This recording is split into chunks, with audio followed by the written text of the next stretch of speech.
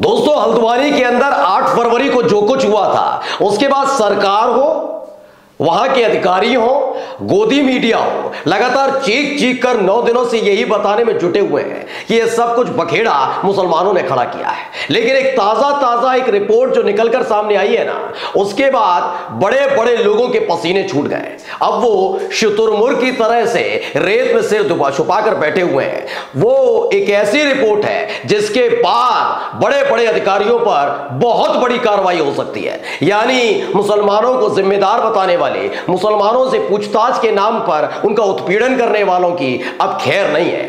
आज मैं एक एक सबूत आपके सामने रखने जा रहा हूं कि हल्द्वानी के अंदर 8 फरवरी को जो हुआ था, उसके बाद किस तरह के हालात बनाए गए, 8 फरवरी को जो हुआ था उसके बाद किस तरह से मुसलमानों को परेशान किया गया, और अब इसको लेकर सफेद पोशों के खिलाफ बड़ी कार्रवाई होने जा रही है। नमस्कार, मैं हूं प्रज्वल गौतम।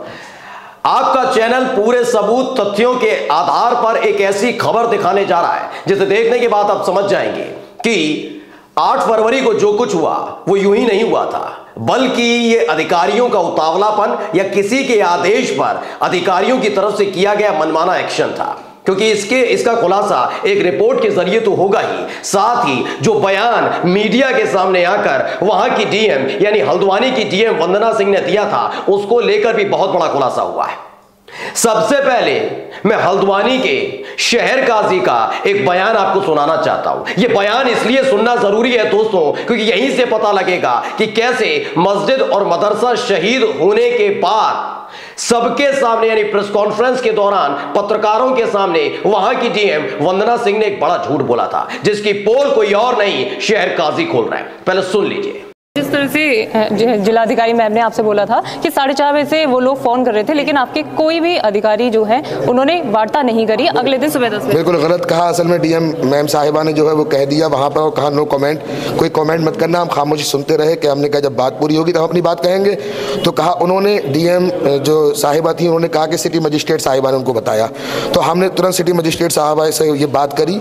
शायद आप लोग भी देख रहे थे कि हमने उनसे कहा कि आपने जो है डीएम साहिबा ने काजी शहर का नाम लिया, मैं काजी शहर हूँ, एक लम्हे के लिए भी मेरा मोबाइल स्विच ऑफ हुआ हो तो आप दिखा दें ना, इनका ना हम लोग मतलब और भी लोगों का, सबने कहा, मैंने कहा एक लम्हे के लिए भी मेरा मोबाइल स्विच ऑफ नहीं हुआ। वो बात झूठी है, आप साबित कर दीजिए, प्रूफ दिखा दीजिए। जिस तरह से वहां पर जिस तरह का माहौल बना था, तो कहीं ना कहीं आपकी भूमिका नहीं थी कि आप वहां पे अनाउंस कराएं।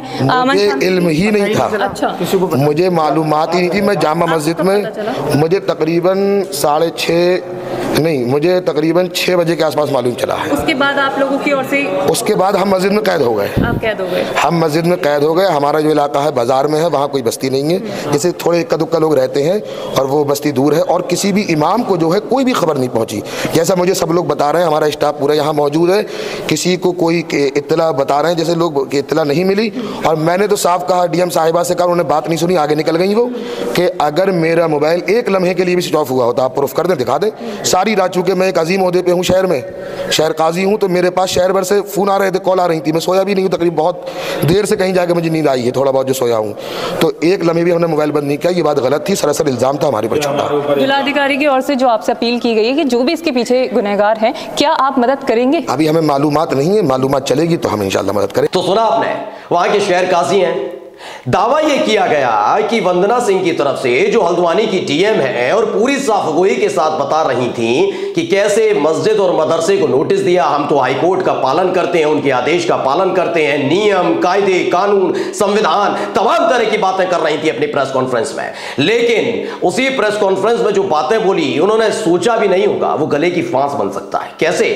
शहर काजी ने साफ तौर पर कहा कि डीएम साहिबा कह रही थी कि हमको फोन किया, मौलवियों को फोन किया, मौलानाओं को फोन किया, शहर काजी को फोन किया, तकरीबन 80 लोगों को फोन किया, किसी का फोन स्विच ऑफ, कोई फोन उठा नहीं रहा था। ये तमाम चीजें की जा रही थी।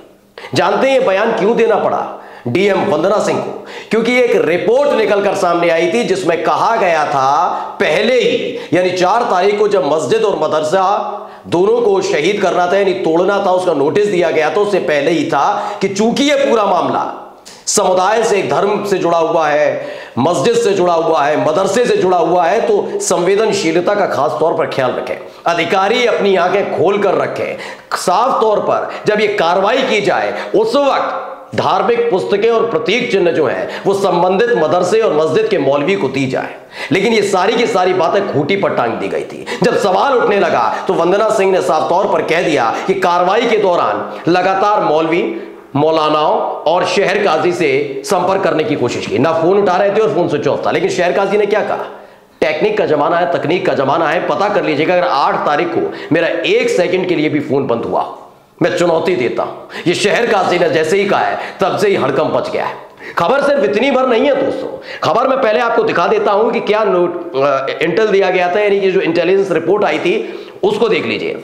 31 जनवरी से लेकर 3 फरवरी तक, यानी 4 तारीख को मस्जिद और मदरसा गिराया जाना था, उससे 1 दिन पहले तक ये 5 इनपुट दी गई थी। तीसरे नंबर पर जो लिखा है सीधे डीएम यानी वंदना सिंह के लिए और एसएसपी के लिए था।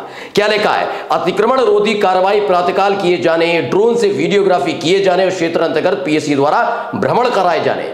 साफ साफ लिखा है धार्मिक पुस्तकें और प्रतीक चिन्हों को संबंधी मौलवी के सुपुर्द किए जाने विषय। इसका मतलब यह होता है कि जब आप ये कार्रवाई करें तो ड्रोन से पूरी वीडियोग्राफी कराएं, पीएसी वहां पर तैनात रहनी चाहिए जिससे माहौल खराब ना हो, और साफ तौर पर अधिकारी इस बात का ध्यान रखें चूंकि यह पूरा मामला मस्जिद से जुड़ा हुआ है, वहां धार्मिक पुस्तकें होंगी, वहां पर प्रतीक चिन्ह होंगे, किसी भी कीमत पर उन्हें नुकसान नहीं पहुंचना चाहिए। पहले मौलवियों से संपर्क करिए, उनको दीजिए धार्मिक पुस्तकें और प्रतीक चिन्ह और उसके बाद ही कार्रवाई कर लीजिएगा। लेकिन यही नहीं किया गया, ये उतावलापन था। अब आपको एक और बहुत बड़ी रिपोर्ट दिखाने जा रहा हूं जिसके बाद हल्द्वानी के ये शराफत की चादर ओढ़े बैठे हुए अधिकारी फंस सकते हैं। और ये मैं नहीं कह रहा हूं, जो फैक्ट फाइंडिंग टीम 14 फरवरी को सर्वे करने गई थी, पता करने गई थी, पीड़ित परिवारों से मिलने गई थी, आम जनता से बात करने गई थी, उन्होंने इसका खुलासा किया है कि कैसे वहां पर डंके की चोट पर अधिकारी मनमानी करने में जुटे हुए थे। उन्होंने यानी कि फैक्ट फाइंडिंग टीम के जो सदस्य हैं उन्होंने कहा कि अगर निष्पक्ष तौर पर कार्रवाई हो गई तो यकीन मानकर चलिए यहां की डीएम वंदना सिंह पर बहुत बड़ी कार्रवाई हो जाएगी। पहले उनको सुन लीजिए आप। सबसे बड़ा एक मजाक है कि जिनके ऊपर इल्जाम है वही अपने बारे में जांच कर रहे हैं। हमको लगता है कि अगर स्वतंत्र जांच कमेटी बिठाई जाए तो खुद नैनीताल की जो डीएम है वो जेल चली जाएंगी। तो ये पूरा जिस तरह से कांड हुआ है उसके 2 ही लोग जिम्मेदार हैं, एक वहां की डीएम और एक वहां के म्युनिसिपल कमिश्नर। लेकिन अफसोस की बात यह है कि जो जांच की कमेटी एक मानव अधिकार के नाम से बनाई गई है उसमें 5 पुलिस के अधिकारी हैं जिनके ऊपर इल्जाम है। तो सुना आपने, ये तमाम लोग हैं, क्योंकि अभी तक ये बात विपक्ष कह देता तो कह दिया जाता मुस्लिम हितैषी हैं, ये मुसलमानों का साथ देते हैं, ये तो देखिए दंगाइयों का साथ देते हैं। वैसे भी मैं कह तो रहा हूं 2014 के बाद से जो सत्ताधारी दल है, सत्ताधारी दल के दबाव में अधिकारी हैं और तो और सत्ताधारी दल के दबाव में काम करने वाले राग दरबारी, गोदी मीडिया, गोदी चैनल, गोदी एंकर और गोदी पत्रकार मुसलमानों को दंगाई कहते हैं, उत्पाती कहते हैं, माहौल खराब करने वाले का कहते हैं, कभी कहते हैं पथराव करते हैं, ये पत्थरबाज है। तमाम संज्ञाएं और उपाधियां मुसलमानों को दी जा चुकी है। जो रिपोर्ट करने गई थी ना, जो पड़ताल करने गई थी टीम, उसने साफ तौर पर एक बात रखी है कि बार बार ये कहा जा रहा है गोदी मीडिया की तरफ से, अधिकारियों की तरफ से कि भाई पुलिस वालों पर पथराव कर दिया मुस्लिम महिलाओं ने। एक वीडियो दिखा दीजिए भाई, इनके पास तो वीडियो होती है ना, वीडियोग्राफी कराने के लिए तो कहा ही था ना। रिपोर्ट क्या आई थी जानते हैं? इसीलिए इन्होंने ना कोई ड्रोन से वीडियोग्राफी करवाई, ना उस समय कोई बहुत सुरक्षा का मानक को स्थापित किया और ना ही संवेदनशीलता को कोई ख्याल रखा, जिससे आसानी, क्योंकि जिस समुदाय के खिलाफ कार्रवाई करने गए थे उसे तो पहले ही घोषित किया जा चुका है, वो दंगाई है, तो आराम से उन्हें घोषित कर दिया जाए। गोदी मीडिया साथ बैठी है। एक वीडियो नहीं है जिसमें मुस्लिम महिलाएं आगे आकर पुलिस वालों से बदतमीजी कर रही हैं, हाथापाई कर रही हैं, पथराव कर रही हैं, नहीं बता पाएंगे। लेकिन हां, यह वीडियो निकलकर जरूर आई थी जब मुस्लिम महिलाओं को घसीटा जा रहा है, खींचा जा रहा है, पीटा जा रहा है, ये तमाम काम किए जा रहे थे। उस रिपोर्ट में साफ साफ लिखा हुआ है, एक एक चीज लिखी हुई है और यहीं से पोल पट्टी खुल गई है। अब ये जवाब नहीं दे पा रहे, करा क्या जाए। वंदना सिंह जो सरकारी आदेश पर सबके सामने बयान दे गई है, अब वो फंसती नजर आ रही है, क्योंकि एक तरफ तो वो रिपोर्ट जिसमें साफ साफ जाहिर होता है कि वहां के स्थानीय लोग, वो हिंदू भी और वो मुस्लिम भी हैं, उन्होंने बता दिया है कि अधिकारी मनमाने तरीके से काम कर रहे थे। और न केवल 8 तारीख के बाद भी डिटेंशन सेंटर बनाए गए हैं, 27 लोगों को आधिकारिक तौर पर हिरासत में लिया गया है और कई लोगों को पूछताछ के नाम पर बुलाकर उस डिटेंशन सेंटर के अंदर प्रताड़ित किया जा रहा है, जिसमें महिलाएं भी शामिल हैं। जी हाँ, मुस्लिम महिलाएं भी शामिल हैं। यह काम लगातार किया जा रहा है। अभी पूरी तरह से फंस चुके हैं माना जा रहा है कि अगले 24 से 72 घंटे 48 घंटे के भीतर बड़ी कार्रवाई हो सकती है। नमस्कार।